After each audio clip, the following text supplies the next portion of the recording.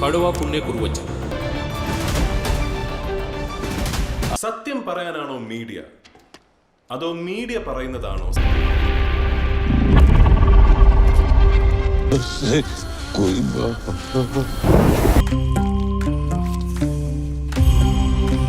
Hi viewers, welcome to Cine జోష్.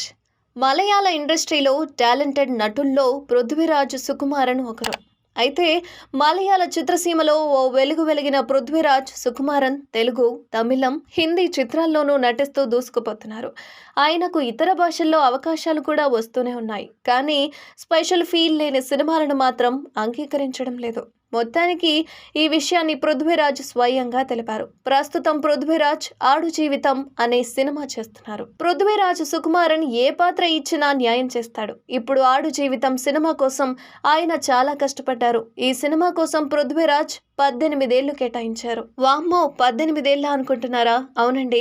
ఈ చిత్రానికి బ్లెస్సీ దర్శకత్వం వహించాడు. కేరళకు చెందిన నజీబ్ అనే వ్యక్తి కేరళ నుంచి సౌదీ అరేబియాకు పని కోసం వెళ్తాడు.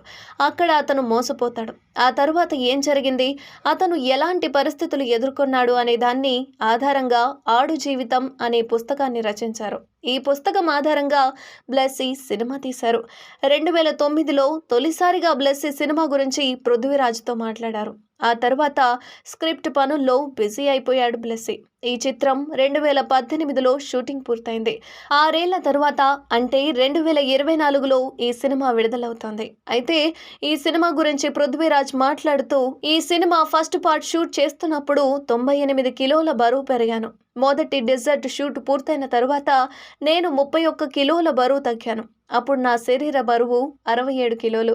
నన్ను చూసి దర్శకుడితో పాటు చిత్ర బృందం అంతా షాక్ అయ్యారు. ఈ సినిమా ఎడారిలో తప్పిపోయిన వ్యక్తి ఆకలితో ఎలా ఉంటాడో అలా కనిపించాలని నేను ప్రయత్నించా.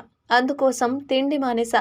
72 గంటల పాటు కేవలం మంచినీళ్లు, కొద్దిగా బ్లాక్ కాఫీ మాత్రమే తాగేవాడినని తెలిపాడు పృథ్వీరాజ్.